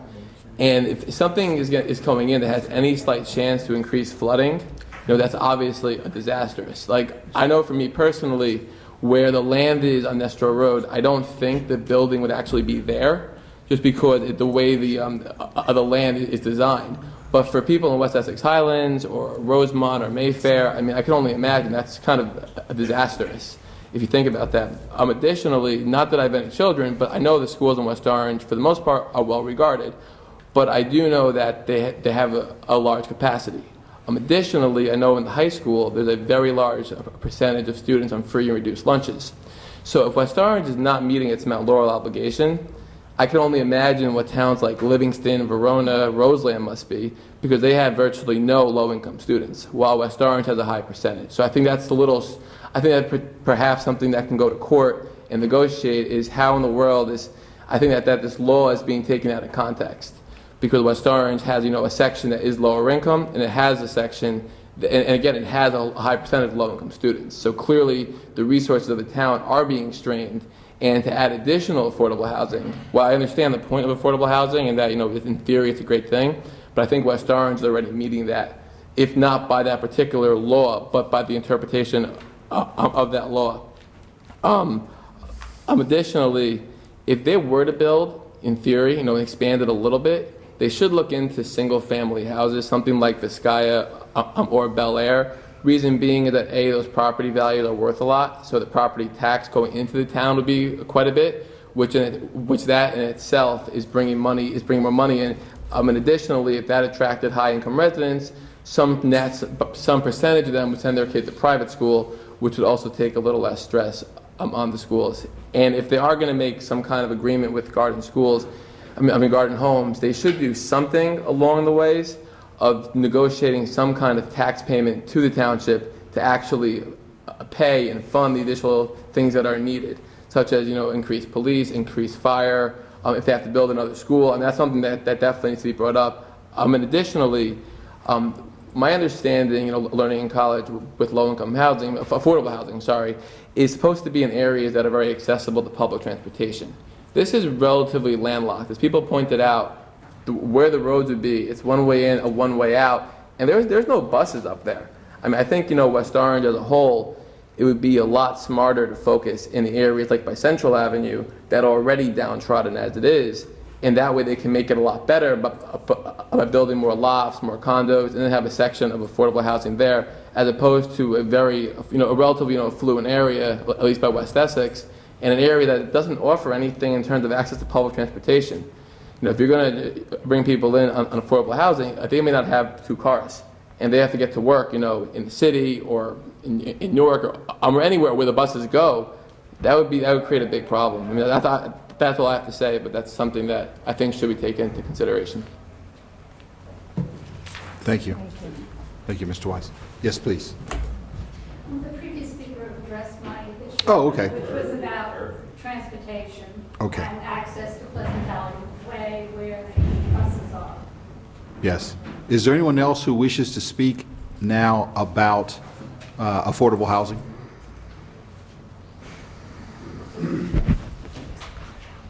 Okay. I seeing nobody else who wants to speak, we're going to, I guess, temporarily close public comment so that we can respond to the issues that we can respond to. Sound fair, Mr. Strang? Yes, I guess the only question would be whether Council President, the Council would like to do the executive session now, and then we'll come out, and then Ms. Bishop can comment on some of the areas. I know she took careful notes, I took some notes. A lot were just positions, but some could, and then again, there might be other things you want to report on as a result of executive session. So if possible, this might be a good time to go to executive session. Does that sound, Ms. Bishop, what you'd like to do as opposed to separating? Yeah, I'm really up to how you and Mr. Trank would like to operate this. I'd like to go into the executive session, and we'll come out. Okay. We can't go into executive session until we approve the resolution. Right. Okay, so... Mr. Sayers can leave, but we can't. Why don't we just run through the consent agenda? Okay, quick. sounds good. Approval of minutes of previous meeting, public meeting February 7th, 2017. Consent. Report of township officers, none. Reading of petitions and communications and bids, none. Bills, are there any questions on the bills? Consent. Resolutions, are any resolutions being pulled this evening? Council President.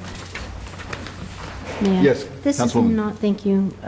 Just to correct, on Resolution 53-17, it's listing the address. This has to do with the Valley Central Area Need of Redevelopment. That address is 4 Tompkins, and it's listed as 7. Okay, I'll correct I think that should be corrected. Ms. Carnival, you'll check and make sure if it's on our area, we can correctly. Yes. Sorry. And also on 5917, just to make sure that it refers to Forest, Tompkins, and 18 Central. Okay.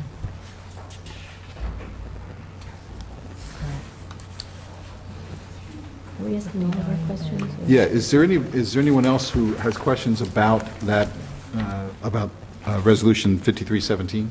No. Okay. Is there anybody who has any other questions or any resolutions that they want to pull? No, I had all my questions answered. Okay. Councilman Cirillo? No, I don't. Thank Okay. you, Council President. Councilman Guarino? No, I don't. Thank you, Okay. Council President. So, Council President. yes. Well, the Councilwoman. one on 6217, the resolution about the goose control technology, it talks about now with volunteers coordination. Is that in concert with the health department, or is that the new goose control that will manage the volunteers? The goose control technology, it's coordinating a volunteer segment of that. Is that going to be facilitated with the company or with the health department? The company itself is contracted to provide that. It's $500 that they get for that, if it's utilized. Okay. That's right, and we have not had volunteers to do that for the last Right. few years. just didn't know how it would be coordinated with the health department or on the road. Yeah, it is When we were doing it, there was a meeting here at the town hall, and Mr. Nova was here, and also the Goose folks. That was it. Thank you.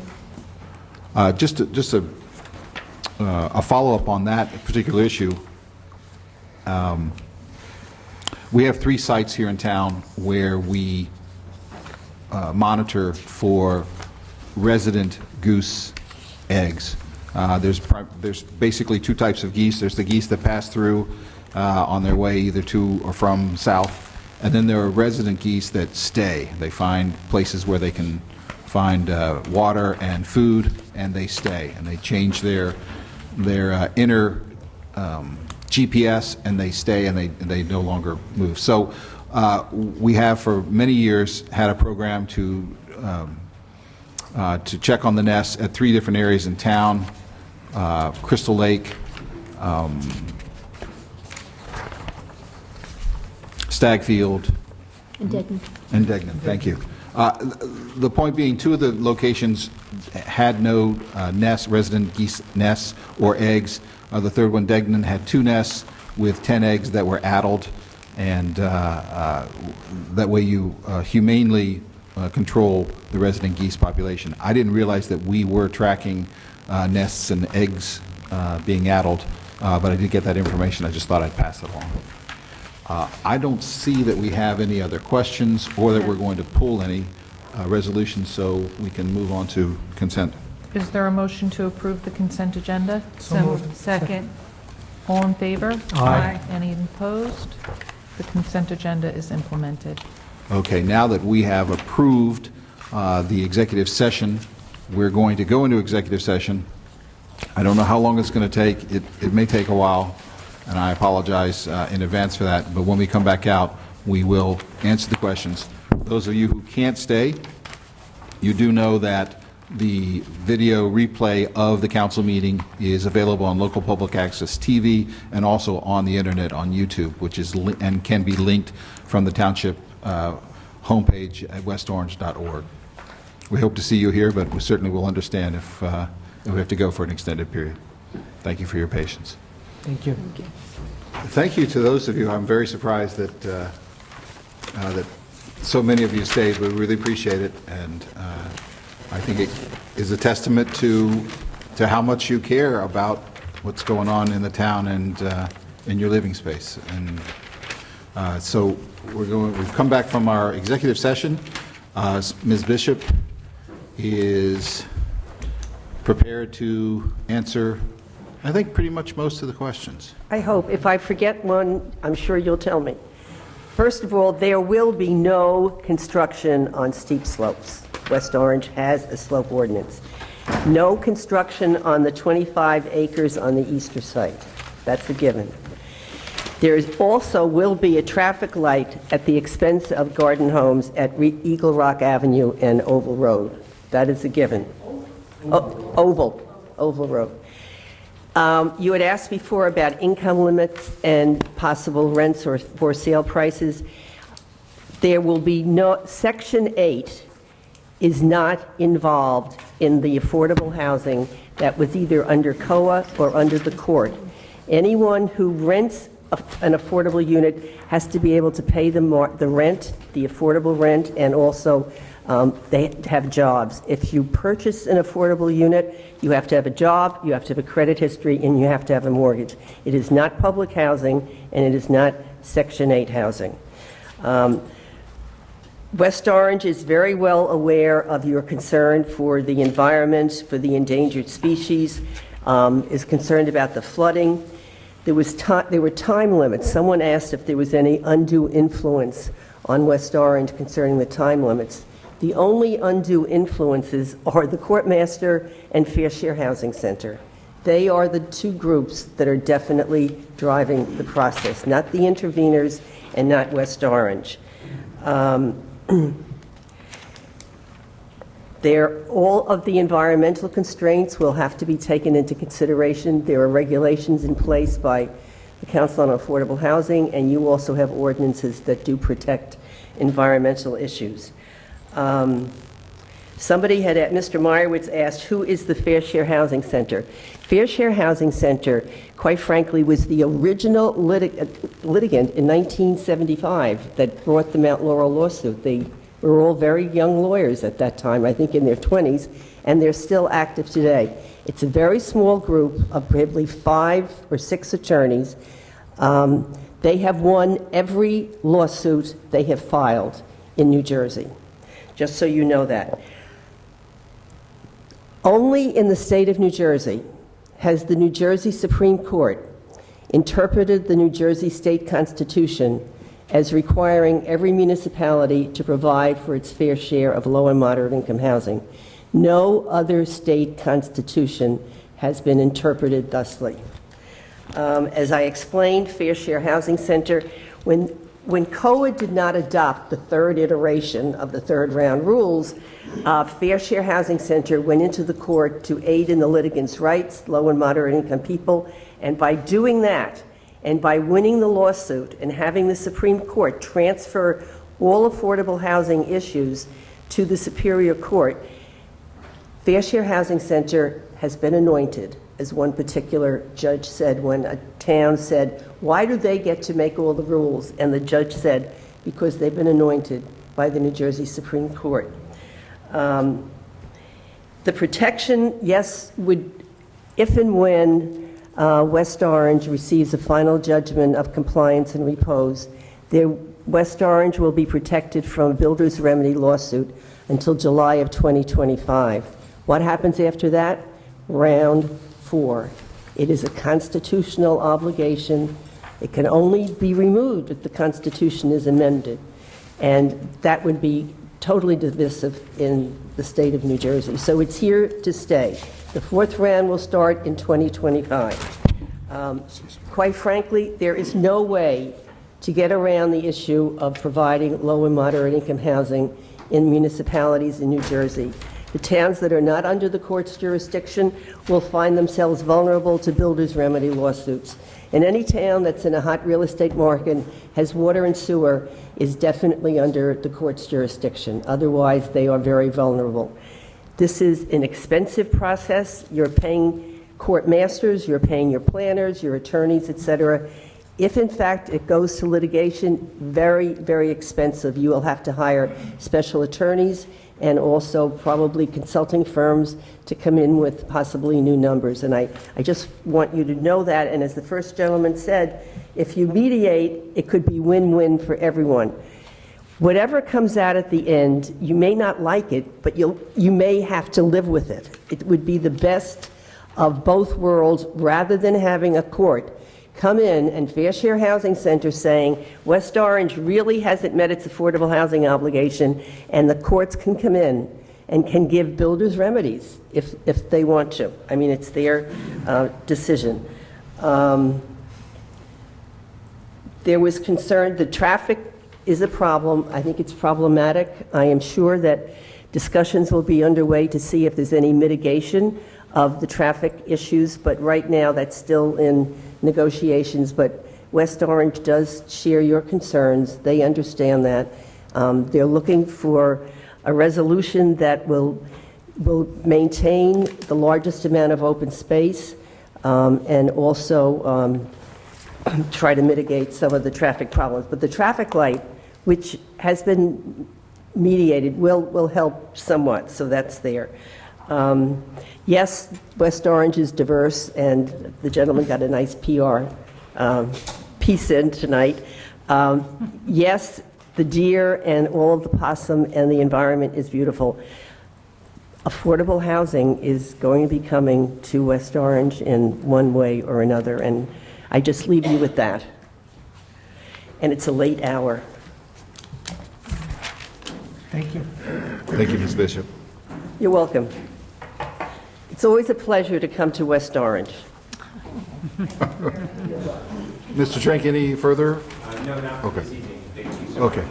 What I'd like to do now is reopen public comment for any public comment that was not allowed in the earlier phase of public comment. Is there anybody who wants to speak about something not related to affordable housing, please come forward. Just, you have 5 minutes. Please announce your name and your address, and then you have 5 minutes.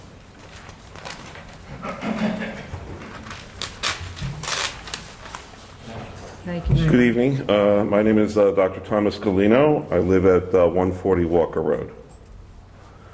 I would like to propose or suggest to the town council to consider proposing a resolution regarding or making the snow emergency routes mandatory tow-away zones. They are currently not mandatory tow-away zones in this town. They are. I have seen in other towns that they are mandatory tow-away zones. The reason I ask that is because the section of Walker Road that I live on only has a sidewalk on one side of it, my side of the street. This past storm, there was a car parked in front of my house, and I called the police department. The police responded and did not ticket or did not tow the car, even though there was clear signage that said that there was no parking during snow removal. When I called back to the police department, the desk officer, Officer Preziosi, said that the officer who responded said that there was no violation. So I asked the Officer Preziosi, to send the officer back up to my house, and I had a conversation with him. I then pointed out the signage. He then proceeded to ticket the car, but he refused to tow it. He said that he was going to use his discretion and not tow the vehicle. When the storm was over, both myself and my neighbor had cleared our sidewalks. The car moved, and then when the snowplows came by again, there was a whole large amount of snow which was thrown back up onto mine and my neighbor's sidewalk, thus endangering people who were walking to the school, because I live near the Gregory School. And I don't really think that I need to clear my sidewalk 2 or 3 times if I'm conscientious enough to do it just once. So I have pictures if you'd like to see them in my cell phone. And if I can show them to you. And that's really all I have to say. This was the car parked in front of my house with the signage, as you can see. Yeah. Okay.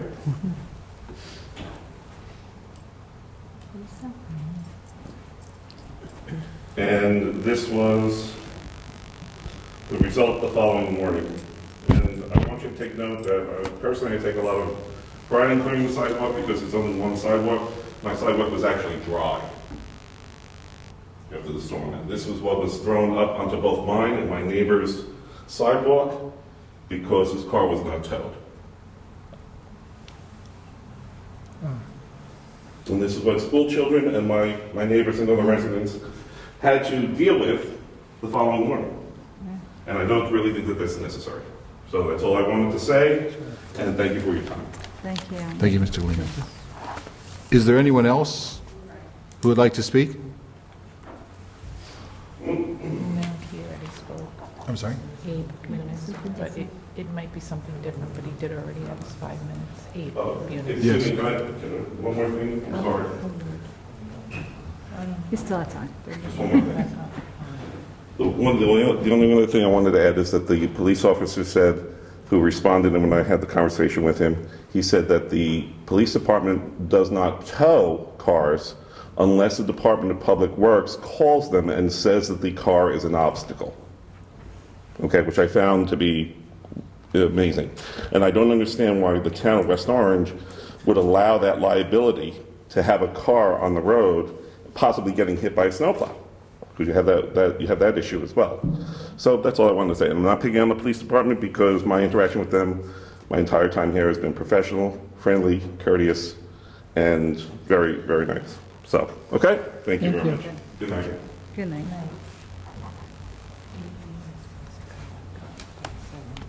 Is there anyone else who wishes to speak not on affordable housing? Okay. Someone who did want to speak on a subject other than affordable housing was Mr. Dave Kuby. He was the director of the library and asked me to just very briefly make his announcements for him. I'm not going to be as articulate as he is, but there is a a fantastic exhibit at the library that's running through the end of this month. It's a group project known as by the Nubian Quilters.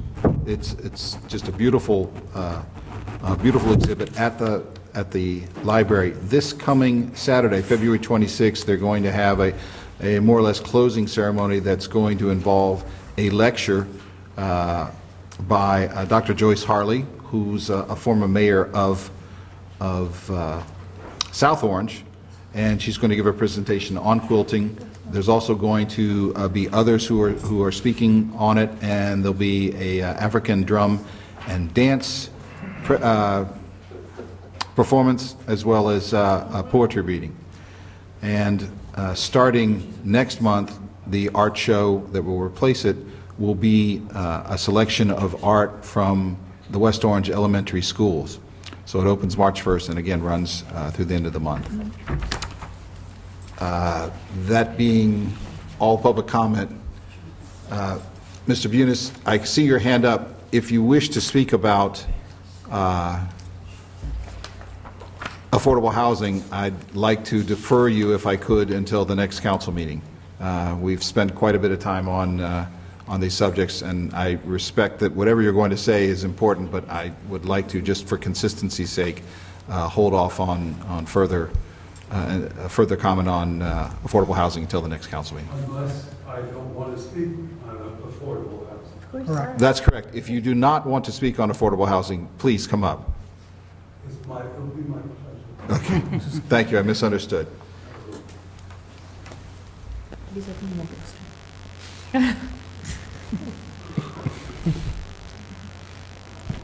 I've listened to several cases in point this evening, and several people raised the idea that they were entitled to protection by the town and the police for assaults, for robbery, for nuisances, etc., etc. It occurs to me that what Mr. Wilf is doing is perpetuating his tough stance. He is essentially doing a backflip throughout the town, saying, I can get away with so much. I think that we are entitled as citizens to the protection of the town, by the town. And whether or not somebody owns a piece of land, if they are essentially committing a public nuisance, in spite of what Judge Goldman said, in spite of what other judges have said, we as citizens of West Orange deserve more than that. And I ask you to consider that here essentially is an end run around the town of West Orange. So please, if you can, or if you're empowered, I ask you to keep that in mind. Thank you. Thank you, Mr. Bunis. If there's anyone else who wishes to speak on non-affordable housing subjects, please raise your hand. Seeing none, I'm closing public comment.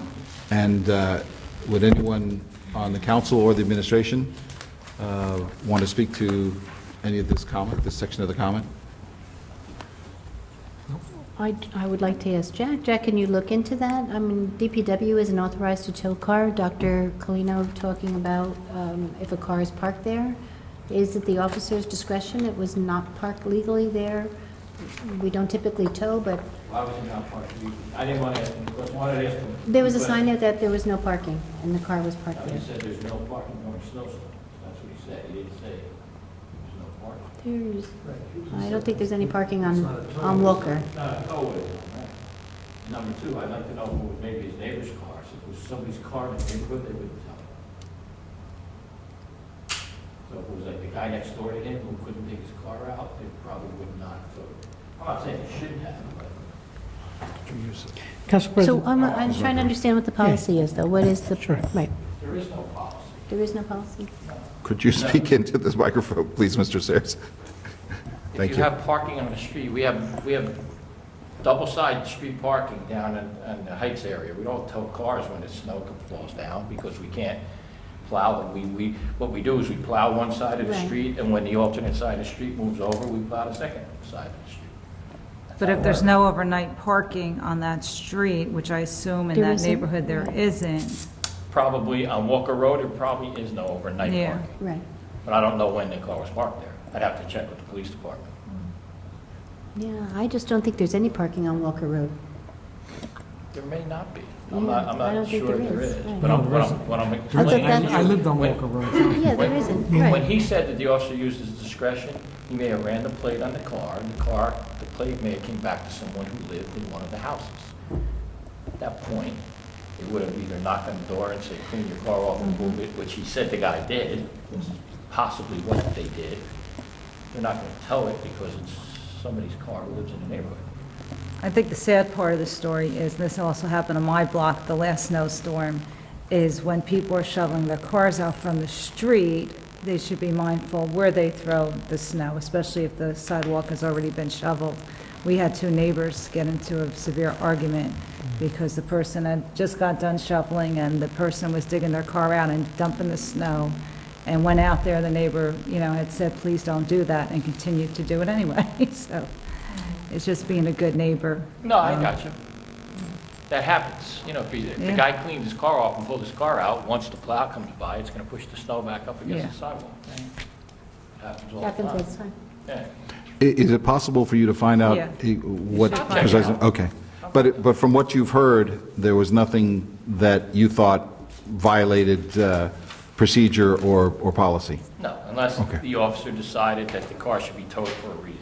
My guess is it was somebody in the neighborhood's car. Yeah. I was going to ask him that question, but I didn't want to. I think we've heard from other residents, maybe over the last couple of years, about their cars were towed during snow emergencies, sometimes in the middle of the night where they didn't get any notice. Well, yeah, if it's in the middle of the night, that's definite. That's number one. Number two, if they go into your house, and they usually go to your house and ring your bell and ask you to move your car, if you're not home, then they have to remove the car. Okay. Thank you. So we'll bring this back up at the next check it council meeting. Okay. Any other comment? Other than to thank you to all the folks that came down this evening, especially for those, who have way, I'm sure you'll thank everybody as well. But I really appreciated the input.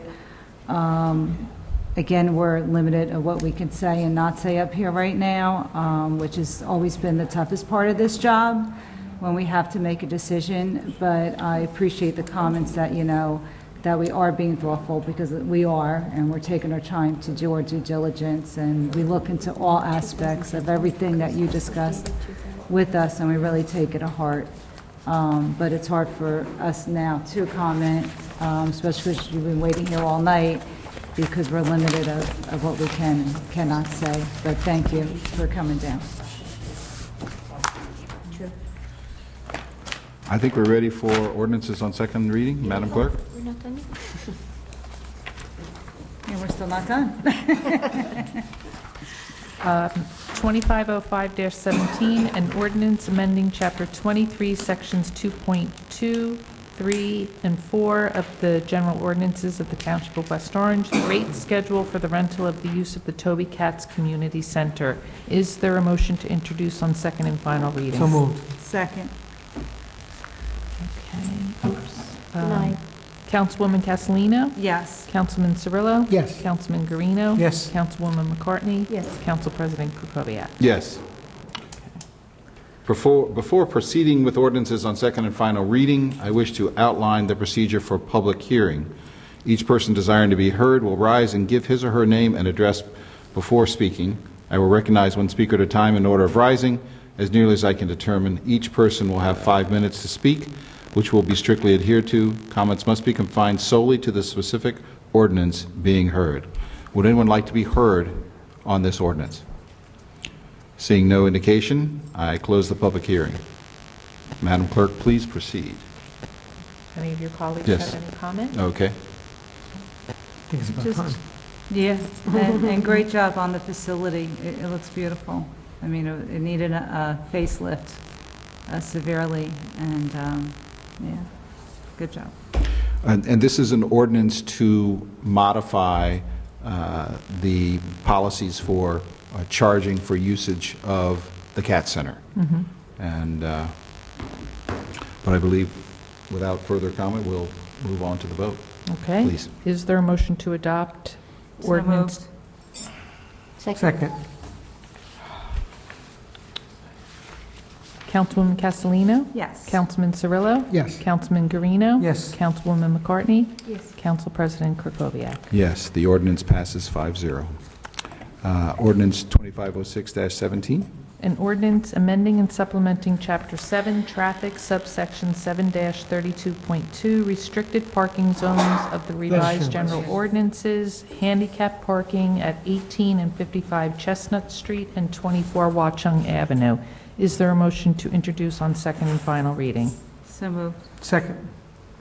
Councilwoman Castellino? Yes. Councilman Cirillo? Yes. Councilman Guarino? Yes. Councilwoman McCartney? Yes. Council President Krokoviac? Yes. I'll do the truncated version of the public hearing. Is there anyone here who would like to speak in the public hearing for this ordinance?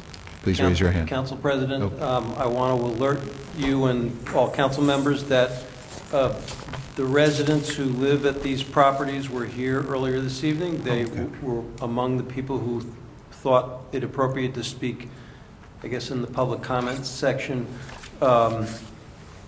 I spoke with them outside in the hallway, explained to them that these matters are usually passed as a matter of course. There's usually no objection or questions. It's been reviewed, I assume, by Mr. Lepore and so forth. So they left under those circumstances, and just want to alert the council that they were here. They're obviously interested in obtaining these spaces, and that's all. Great, thank you. Did see them. Madam Clerk? Was there any discussion? No.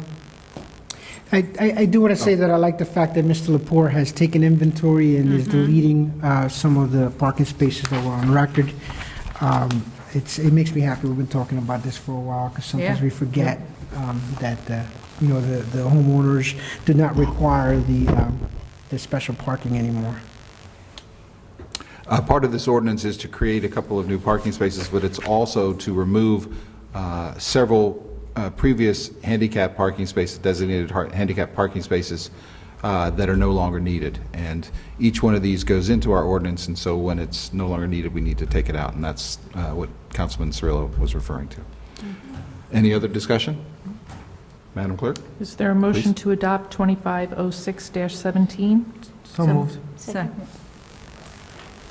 Councilwoman Castellino? Yes. Councilman Cirillo? Yes. Councilman Guarino? Yes. Councilwoman McCartney? Yes. Council President Krokoviac?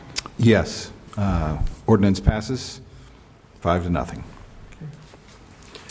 We have no ordinances on first reading, and we have pending matters, new matters, council discussion. Is there any discussion among the council? I just want to make a quick announcement, if you allow me, Council President. Certainly. As you know, there's the issue of immigration on a national level, and I just want to invite the public, anyone that's interested in the issue, to attend a forum that the West Orange Hispanic Foundation is hosting on Sunday, February 26th at 2 p.m. Mayor Parisi will be there to address questions, as well as Assemblyman McKeon, and the council, of course, is invited just to become more educated on this issue. Obviously, it mostly affects on a national scope, but it's worth getting information as to what's going on. And where's that location? 315 Main Street. This is the Holy Trinity Church. Oh, okay. And what is that time again? 2 p.m. 2 p.m. Thank you. Downstairs in the meeting room? Yes, In the meeting yes, room? downstairs in the basement, so go around the back by the Washington Street School. I told the Deputy Mayor I'd be there. Is there anyone else? Nope. That was what I was going to say. Mr. Sayers, I just wanted to follow up with you on whether there's been any news or progress on the restoration of St. Mark's Church and also the auction of the town's Ridgeway property. St. Mark's Historic Preservation Commission is with the architect and their, go over what they may need to get certificate of appropriateness in order for them to continue finishing what they need to finish. That still hasn't been resolved yet, but before Mr. Tracy knows that will be resolved. And Ridgeway property, the bid award has been extended to April 21st. Decisions haven't been made yet, and Mr. Frank had sent out a notice, actually yesterday, to extend the bid award to April 21st. So that's what we're having. Thank you. And just as a follow-up, we had the mayor hosted a community meeting on this issue last week at St. Cloud. I guess it was attended by maybe 35, 40 people. Yeah. And there seemed to be a general consensus that it was okay to auction off the property under the restrictions within the bid. Any other comments? I know. I wanted to commend, well, I just wanted to commend the mayor for doing that. It was very respectful to the community because they've been meeting how many years now, and just keeping everyone informed, right. I think the residents appreciate the restrictions placed on the bid. Yeah. So. It was also interesting to hear their comments and what they expected. The residents were good that they were involved. They felt comfortable that they were involved in the decision, so it was good to see that. And so last is we're going to put up a revised backgrounder on affordable housing that incorporates some of what we discussed tonight, and it should be up on the town website, hopefully linked from the homepage in the next day or two. So those of you who want a short factual backgrounder, please look for that. And thank you to everyone. I will entertain a motion to adjourn. So moved. Second. All in favor? Aye. Aye. Any opposed? The motion is carried. Thank you, everybody. Good night, West Orange. Tuesday.